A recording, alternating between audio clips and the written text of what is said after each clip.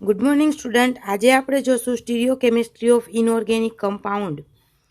કે સ્ટીરિયોકેમિસ્ટ્રી ઇનઓર્ગેનિક કમ્પાઉન્ડમાં કેવી હોય છે? તો કે ઇનઓર્ગેનિક મતલબ શું? જેમાં કાર્બનિક કમ્પાઉન્ડ ન હોય તેને શું કહેવાય? ઇનઓર્ગેનિક કમ્પાઉન્ડ કહી શકાય. અથવા તો કહેવાય કેટલાય એવા એક્સેપ્શનલ કેસ પણ છે કે જેમાં કાર્બન પણ હોય છતાં પણ એને શું કહે છે? Inorganic. The problem to be consider in this topic.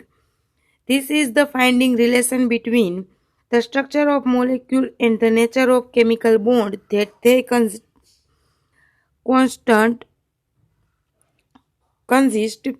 When we consider bonding BCl2, BCl3, BF3, CH4N, the basic of the either molecule orbital theory or valence bond theory.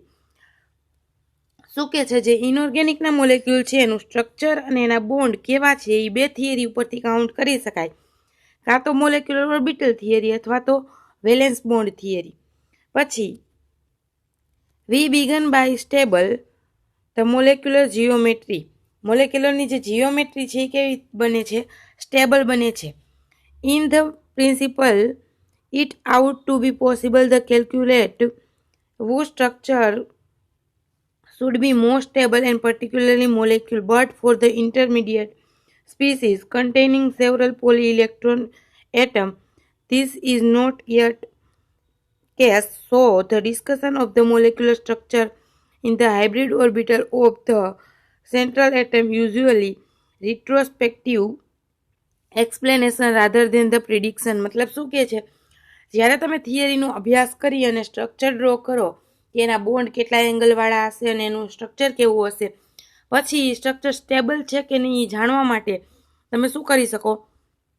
તો કે મોલેક્યુલરની જીઓમેટ્રી જે છે એનું હાઇબ્રિડાઇઝેશન છે એ check કરો એટલે તમને ખબર પડે કમ્પાઉન્ડ તમારો કેવો છે, સ્ટેબલ છે કે અનસ્ટેબલ છે. A simple theory of which can use the predictably therefore of the major interest to inorganic chemistry. મતલબ કે વધારે ઇનઓર્ગેનિક કેમિસ્ટ્રીમાં તમારે જાણવું હોય તો સિમ્પલી થિયરી પ્રિડિક્ટ કરી છે. કોને કરી છે? તો કે આગળ આપેલું છે.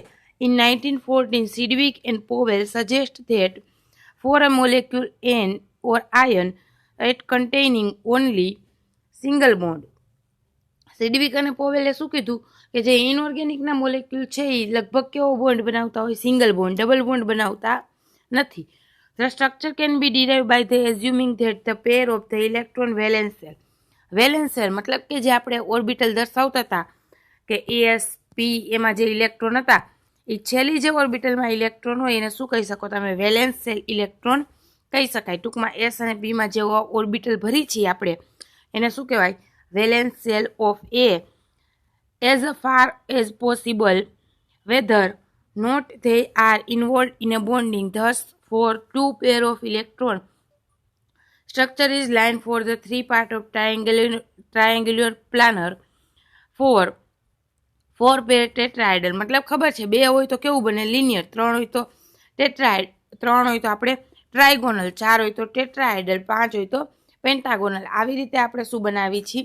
એક શેપ બનાવતા હોઈએ છીએ. અને સિક્સ હોય તો octahedral. The structure of species which have no unshared pair of electron are thus simply explained as above. જો તમે શેર નથી કરતા ઇલેક્ટ્રોન તો એને નીચે પ્રમાણે દર્શાવી શકાય. કેવી રીતે? તો કે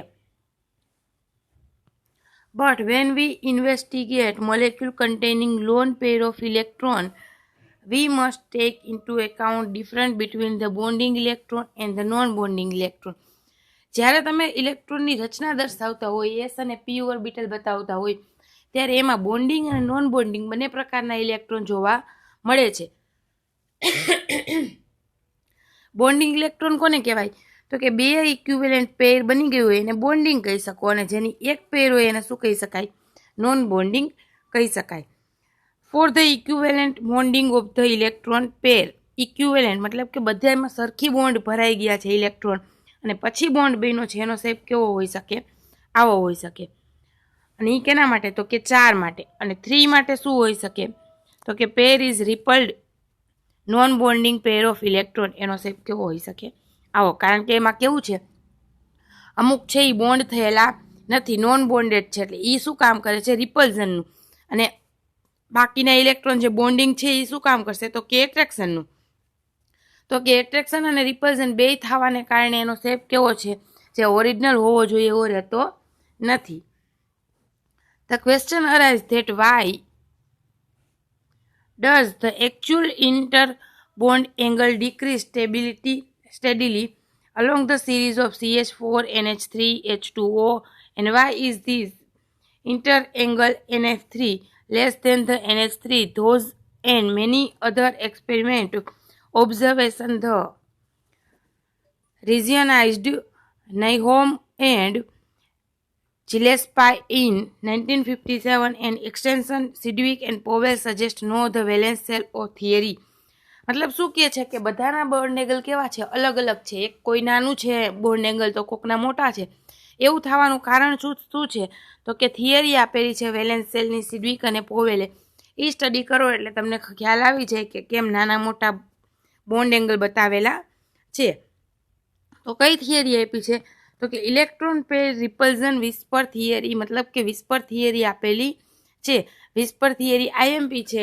1 માર્કમાં વિસ્પર થિયરીનું પૂછી શકે કે કોણે આપી, અને 5 માર્કમાં પૂછે કે એક્સપ્લેન ધ વિસ્પર થિયરી.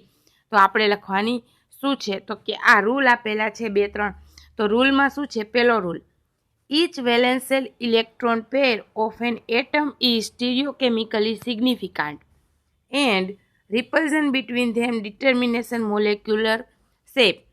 જે વેલેન્સ સેલ, જે પાછળના જે સેલ છે પી ઓર્બિટલ ધારો કે હોય એમાં જે ઇલેક્ટ્રોન ભર્યા છે એને તમે શું કહી શકો? વેલેન્સ સેલના ઇલેક્ટ્રોન કહી શકાય.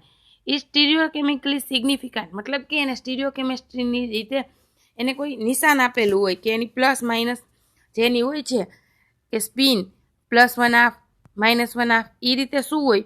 સ્ટીરિયોકેમિસ્ટ્રીમાં સિગ્નિફિકન્ટ કરેલું હોય, ઓળખાણ આપેલી હોય. અને બંને વચ્ચે શું થાય? રિપલ્ઝન થાય. કારણ કે ઇલેક્ટ્રોન વચ્ચે તો શું થવાનું છે? Repulsion. Them determine the molecule shape. તો એનો મોલેક્યુલનો જે શેપ આવે ટેટ્રાહાઇડ્રલ, ઓક્ટાહાઇડ્રલ જે પ્રમાણે આવતો હોય એ તમે શેપ જાણી શકો. તો આખું એક્સપ્લેનેશન નીચે આપેલું છે. શું કહેવા માંગે છે ટૂંકમાં? તો કે each electron pair is assumed to occupy a reasonably well-defined region in the space and other electrons are effectively excluded from this space. Hence, the localized electron pair orbitals behave as if repel each other and they adopt that arrangement in a space that keep them on average as far apart possible in order to apply rule number 1. શું કીધું? જે ઇલેક્ટ્રોનની પેર હશે એ પેર અલગ અલગ ઇલેક્ટ્રોનની ઓર્બિટલમાં હશે ને એ અલગ અલગ હોવાને કારણે એ બધા કેવા થાય છે? રિપલ્ઝન થાય છે. અને રિપલ્ઝનને કારણે શું બને છે? કોઈ એક પ્રકારનો શેપ બને છે. અને જે શેપને આપણે શું કરી છીએ? પ્રિડિક્ટ કરી છીએ, મતલબ કે જાણીએ છીએ કે કેવો છે? ઓક્ટાહાઇડ્રલ, ટેટ્રાહાઇડ્રલ કયા પ્રકારનો હોય છે. અને આવી રીતે શું થાય છે? રૂલ નંબર 1 એપ્લાય થાય છે. 1. For the qualitative prediction molecular shape where the only single bond and unsaid pair are concerned total number of electron pair. શું કીધું? કે જે ઇલેક્ટ્રોનની પેર બે મોલેક્યુલના કોમ્બિનેશનથી બનતી હોય એને ગણવામાં આવે છે. કઈ રીતે? તો કે આપણે sp2 જોતા હતા ત્યારે શું થતું હતું? તો કે સ્ટાર્ટિંગમાં એવું મોલેક્યુલ હતું કે જે એસમાં ઓર્બિટલમાં 2 ઇલેક્ટ્રોન છે, પીમાં હોતા નથી. પછી પીમાં ઇલેક્ટ્રોન કેટલા હોય ઓર્બિટલ? તો કે 3. એક્સાઇટેડ થાય એટલે ક્યાં જતું હતું? બાજુમાં. તો આ ઇલેક્ટ્રોન બાજુમાં વયો ગયો. તો એની સાથે કોઈ બીજો મોલેક્યુલ હાઇડ્રોજન હોય તો એ 2 ઇલેક્ટ્રોન આપતો હતો અને શું બનાવતો હતો? પેર. તો આ બંને કેવા થયા કહેવાય? પેર બનાવી કહેવાય. અને કેવું પાછું? ઇક્વિવેલન્ટ પેર કહી શકાય. તો એના આધારે આપણે શું કરતા હતા? એનો શેપ નક્કી કરતા હતા કે sp2, એનું હાઇબ્રિડાઇઝેશન નક્કી કરતા હતા કે sp2 છે.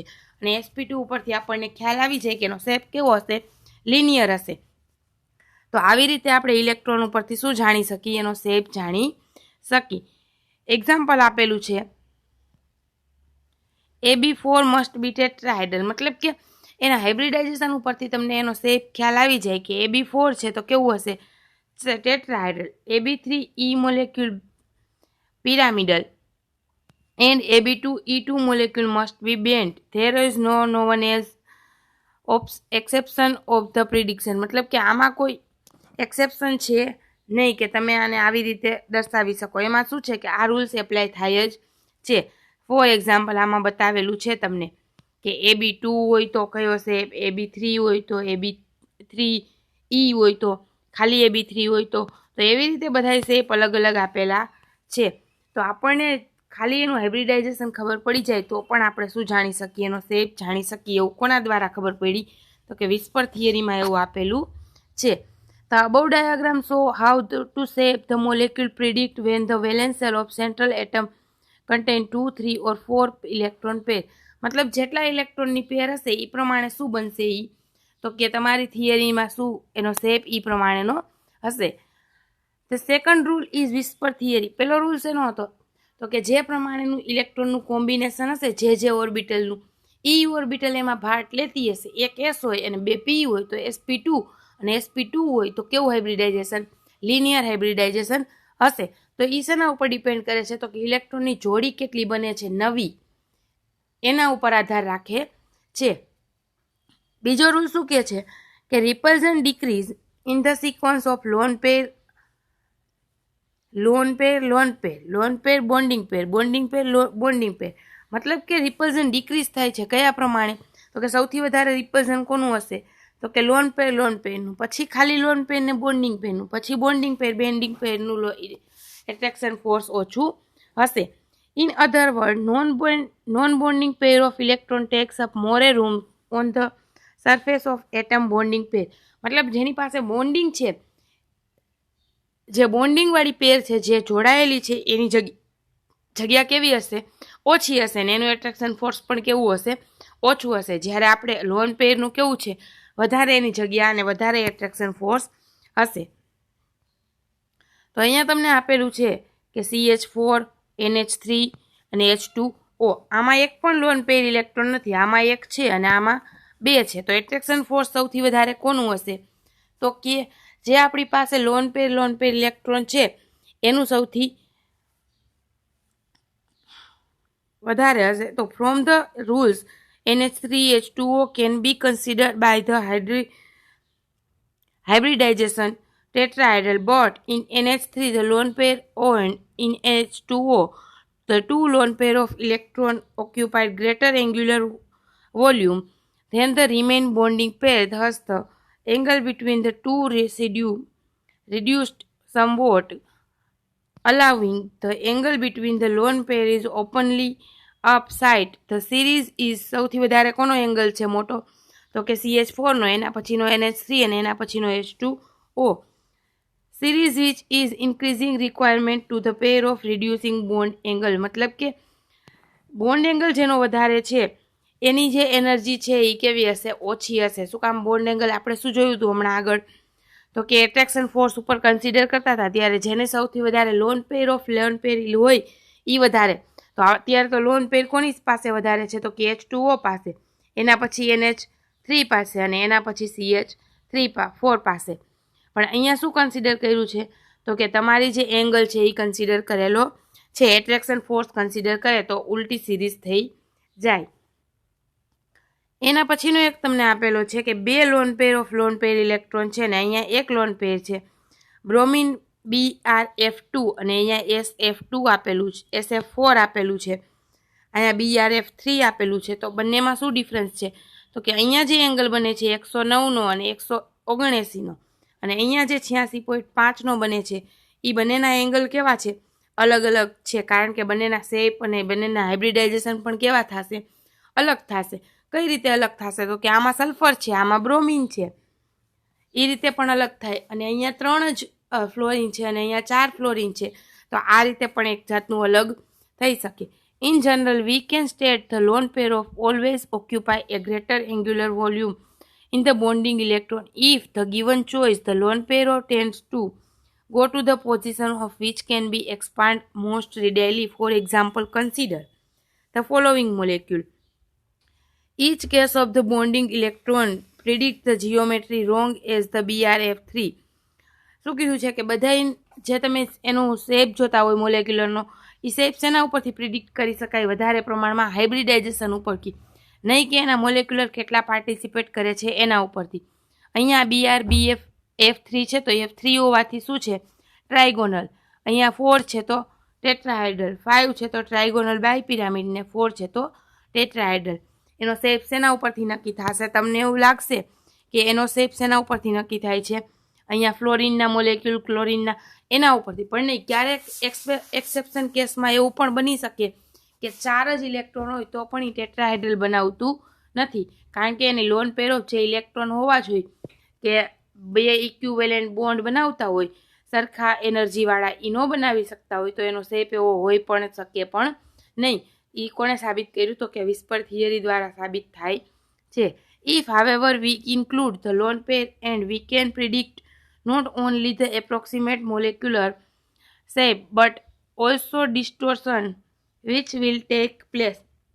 શું કીધું? ખાલી મોલેક્યુલર શેપ જ વિખાતો નથી, ક્યારેક ક્યારેક શું થાય છે? ડિસ્ટોર્શન થવાને કારણે એનું આખું જે ટેટ્રાહાઇડ્રલ હોય તો એ કેવું બની જાય? પોસિબલ છે કે ટ્રાયગોનલ બાયપિરામિડ પણ બની જાય. કઈ રીતે? તો કે ધારો કે સલ્ફર વચ્ચે છે, બધી બાજુ ફ્લોરિન છે, ક્યારેક એવું પણ બને કે એક બાજુ શું હોય? ક્લોરિન હોય, તો પણ આ 4 મોલેક્યુલ થયા સલ્ફરની ફરતે. પણ ક્લોરિન જે છે એની કેપેસિટી કેવી છે? ફ્લોરિન કરતાં ઓછી છે. સૌથી વધારે ઇલેક્ટ્રોનેગેટિવિટી કોની છે? વધારે તો કે ફ્લોરિનની છે. તો આ ત્રણેય વચ્ચે એટ્રેક્શન ફોર્સ વધારે હશે ને આની વચ્ચે શું હશે? રિપલ્ઝન ફોર્સ હશે, જેને કારણે શેપ કેવો થશે? જે ટેટ્રાહાઇડ્રલ આવી રીતે હોવો જોઈએ એ ટેટ્રાહાઇડ્રલની બદલે શું થઈ જશે? આ બધા થોડા થોડા કેવા આવી જશે? નજીક આવી જશે ને આ કેવું થઈ જશે? દૂર થઈ જશે. તો એનો શેપ કેવો થઈ જાય? વિખાઈ જાય. એટલે ટોટલી શેના ઉપર ડિપેન્ડ કરે શેપ? તો કે તમારી અંદર આપેલી વેલેન્સ શેલની જે ઓર્બિટલ છે એમાં કેટલા ઇલેક્ટ્રોન બોન્ડિંગ છે અને કેટલા ઇલેક્ટ્રોન નોન બોન્ડિંગ છે, કેટલી ઓર્બિટલ લોન પેર છે અને કેટલી ઓર્બિટલ નહીં. આ 2 વાત ઉપર ખાસ ધ્યાન આપવાનું છે, કારણ કે એના મોલેક્યુલ જોઈને શેપ મોસ્ટલીમાં મોલેક્યુલર જોઈન હોય છે, પણ અમુક એક્સેપ્શનલ કેસ પણ હોય છે. તો આપણે શેપ કઈ રીતે નક્કી કરવાનો છે? તો કે એની બોન્ડિંગ બનાવો અને પછી તમે જોવો કે કેટલી ઓર્બિટલે પાર્ટિસિપેટ કર્યું છે, એના ઉપરથી આપણને નક્કી થાય sp2 છે, sp3 છે, શું શેપ આપેલો છે. અને ક્યારેક એક્સેપ્શન કેસ પણ જોવા મળે છે. તો આજે આપણે અહીંયા પૂરું કરીશું. કાલથી નવો ટોપિક ચાલુ